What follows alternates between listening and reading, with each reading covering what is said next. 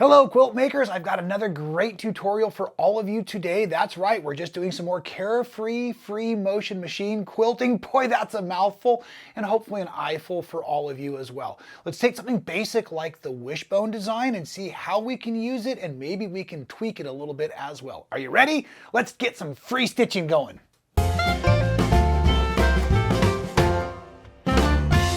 Well, welcome back, machine quilters. My name is Rob Appell from Stitchin Heaven out in Quitman, Texas. Thanks for joining us here today at YouTube, our little show we call So Well, and we are having so much fun getting the threads through all three of these layers, the backing, the batting, and the quilt top.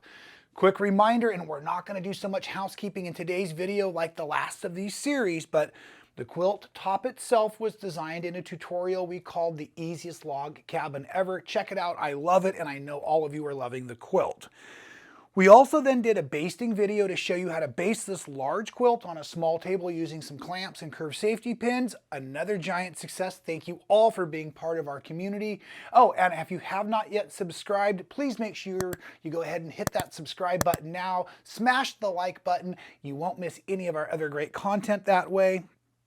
Then, unfortunately, speaking of missing great content, I didn't get the best camera work on the first series of how to do the swirls and curls on here. So then we decided to go ahead and reshoot some more of it because we have all of this quilting to do. So then on the last video, we did a little update, a little better camera work on the swirls and curls, dove into some straight lines, tried some terrible triangles, and that's hidden somewhere else in the quilt. And today we're going to go into some real easy, another request from one of our community members out there, the Wishbone. We'll blow it into a pea pods and circles as well if things go awesome. But with a Wishbone design, let me show you here. I've been practicing on my sandwich. Remember, I told you we could reuse our sandwiches. And so anyways, as I was getting started here, I was pointing out even to myself, and we'll mention here in a second, but using something like the Wishbone design inside of a sashing, a border, is a really effective design. Something that kind of frames the other designs you're using in your machine quilting or portions of your quilt. So again, some of the straight lines, some of the swirls and curls that are available in the other videos. Today we're going to focus on some of the Wishbone designs, and I will once again say that this is not a real easy one for me. I have to kind of think it through, and what I have found is elongating it, making like a capital L in cursive is really what your mind is thinking, and if you change directions, sometimes it can be a bit tricky. But once we learn to change directions in our curves, we can then do much more elaborate feathers, because a lot of times as we go down those feathers, we have mirroring curving designs, and that's where my brain also gets tripped up. So at any rate, let's go ahead and start with our sandwich today and talk a little bit more about the Wishbone style design, and then we'll do some in a few of the border and sashing areas on this quilt to show you where it comes in. Handy Quilter 510, fresh full bobbin. That's why we thought it'd be a good time to start this video right now. Got a nice needle in the machine, and let's see, extension table, presser foot. This is the hopping foot for free motion, and then glide mat and machine girth gloves, and that's pretty much my always setup as we're doing this here. So again, let's go ahead and just use our sandwich, and if you haven't drawn yourself or been using something that's got, I asked you in one of the videos to use just a solid. So again, that's where you're at. We're going to probably need to draw or sew a straight line that would represent our sashing area or our border area. So I'm going to take a needle down, needle up to bring my bobbin thread to the top. Always a good habit to know where our bobbin tails are. I'm going to stitch that into place to secure it, just like yay. Okay, now let's go ahead and just use some straight line practice. Always a good thing to warm up. Keeping my pace, reminding myself to relocate my hands when I need to. Oh, and I saw my needle is not back in the down position, so I want that. Okay, and remember, we're just building ourselves a, well, what is that, a 2-inch sashing in our quilt somewhere. This is our practicing area. Okay, I'm just going to frame that in as if it were my sashing. And then like any motif, you're generally coming from somewhere else. And that's one of the things I was saying in the last video about how Angela Walters has been teaching us. And again, thank you, Angela, for all the work that you do out there. Really working with us on the concept of knowing a bunch of our designs and motifs in our head so that we can switch on the fly or at the corner of a patchwork, something like that. So I'm coming in here now, and I just got to kind of take a long swoop, because for that wishbone, you're going to have to come down and back over itself. It's like a figure 8, and then come down really low to give yourself the space to create that next loop. And I struggle with this. Let's see how we do. Okay, so I'm going to come down here. I'm going to make that loop-de-loop backwards, coming in here, loop-de-loop behind itself, loop-de-loop. So you want to be able to get this rhythm down. And I'm just kind of shooting again for each edge of what is that perceived patchwork. And anytime you notice I'm starting to lose my grip, I'm starting to really get out here, and of course you're probably all seated while you're doing your thing. I need to relocate, I need to get my hands where I want them, and get my presser foot right where I want it over here. It's fighting me this morning. I don't know what's going on down here. And okay, so now I've stopped at a bad spot, folks. That's one of the things that we should have always talked about from day one in machine quilting. Knowing where you plan to stop. Where's your escape route? Where is the place that's safe for you? Whether usually it's in a seam, because you can hide your pickup stitches and stuff that way. I am at the beginning of an arc. This would be the worst place for you to want to stop. It's like the middle of the fast lane in rush hour traffic or something. So here we go. I'm going to now try to pick that up. It's not beautiful, but it will hold. So plan for your stops, like in that corner there, so that now we can recalibrate our hands.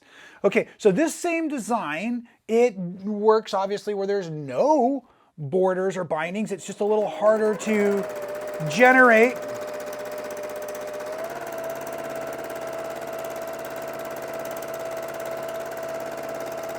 But in something like this, let's see what we can do to make it fancy a little bit. Maybe we can come back and trace it.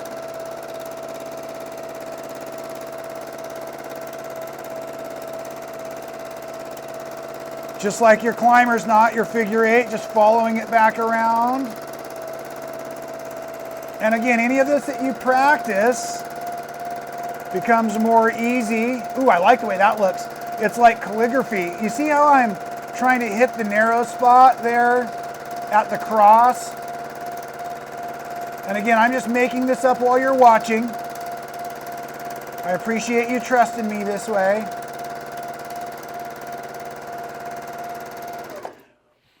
But something like that could add a lot more interest. Would also be a great way, let's say you're moving along and your quilt really shifts, something happens and you've got a really sloppy spot. I mean, obviously that's not much of a sloppy spot, but you can see how I'm really now distracting your eye by putting all of this other stuff elsewhere.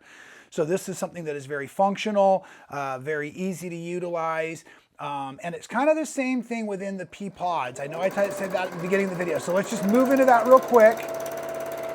But now we're going to do kind of a oval gap, and we're going to do our circles, and you can either come back around, follow your circle. Oh, that's ugly. Oh, that was really ugly. You know what I'm trying to do, but it's the same kind of idea. And of course, those are always fun when you're looking at something more organic, or if you're doing floral motifs, maybe you're doing a bunch of swirls into a big long flower that turns into a feather, then these pea pods are very great. And maybe I'm saying that so we can come back to those in the next video, because obviously I need a little bit more practice before I let you all watch me do that. But I'm feeling confident enough to throw the fantastic long log cabin underneath there. So let's go ahead and prepare. And we want to make sure we're always thinking ahead when we're quilting. So now I'm going to take a few stitches in place to lock this thread down. And then I'm going to go needle up. I'm going to lift my presser foot, move that thread out of the way, pull up over here. And you'll notice how easy most of this stuff is to do with my machine gir's gloves on. That's the other reason I like them so much, is they really grip my hand nice. Okay, so now I need to find an area where we've already been quilting. We're going to work from where we have been quilting into an area where we haven't been quilting. And I felt very confident kind of coming towards me in my pea pod design, or my wishbone design, excuse me. So now I'm going to rotate the quilt because the needle's not moving. I'm going to put it in a position that allows me a most successful path. We're going to do it right through here. We're going to play in this area for a little while, and then we'll wrap it up for the day. But I don't want to just start with a gap here. That will create a pucker. So what I'm going to do now is I'm going to come back up into some of those stitching from the video, first video here. I'm going to go ahead and do needle down, needle up, so I can bring that bobbin thread up. It's just the easiest way to get a single stitch. Now I'm locking in my needle down mode. We'll pull that pin here in a moment. And so for now, I'm just going to tie into the design that was going on. So it was a arcing swirl. I'm just going to do that, and I'm really, again, warming up.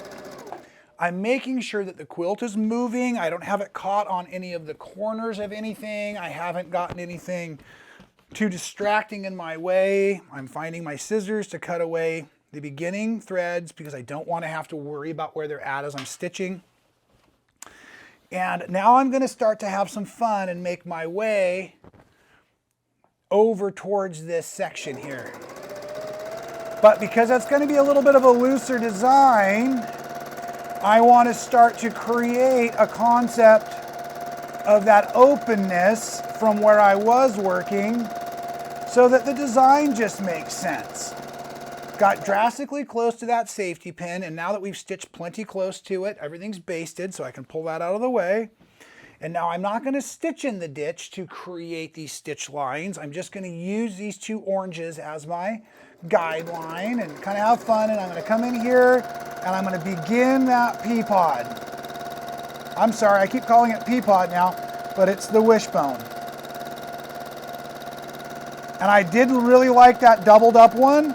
So now I'm giving myself a lot of extra space between the first lap, and I need to know where to stop. So I'm going to arc through and I'm going to stop right on that cross. Look at where my hands are, folks. I'm starting to really stretch, right? So that's exactly what I mean. I knew I was getting myself into trouble. So I found now a better place to stop. I'm heading downhill. Just remind ourselves of that.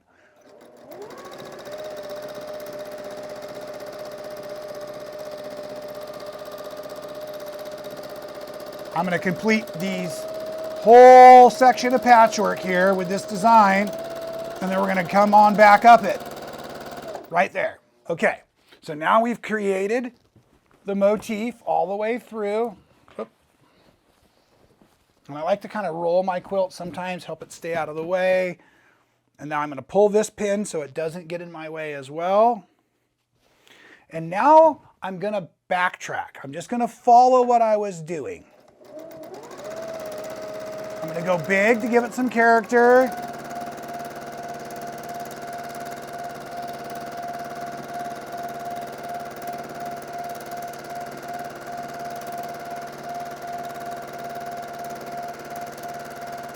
And I'm going to stop again at that cross. Now my hands are too close. Moving, the weight is a little stiff up here. I've got all that extra in my way there.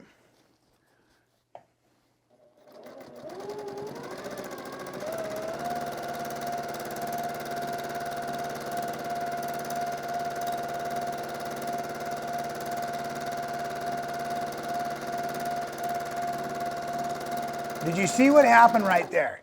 I tried to push into the quilt without having a good grip, and you could really see the fabric rippling, I believe. So again, we want to have our fabric taut. We want to be in complete control.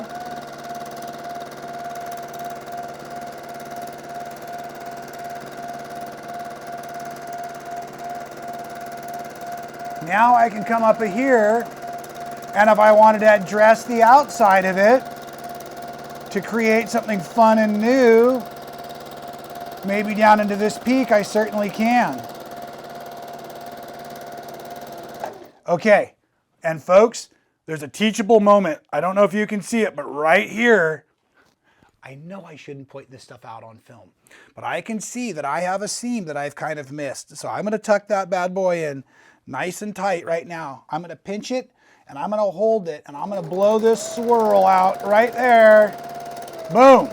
And I mean it like that, Emerald. Boom, I got it. It is locked down, we are secure. I'm gonna come around it one more time and make sure that never gets away.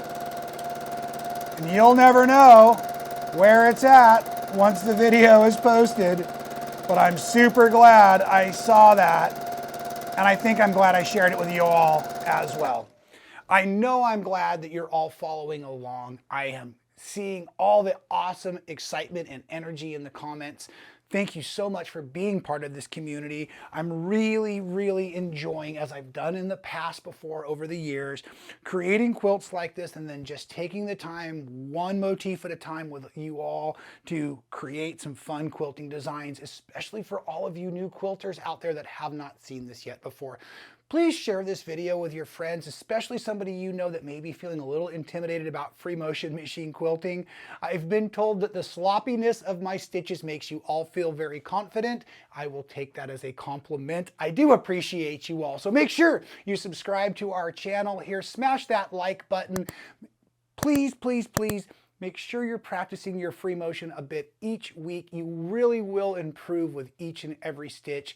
That's my belief anyway. So thanks again for being here. I'll come back with a few more of these style videos on this quilt until it's all covered in thread. And until then, please stay well.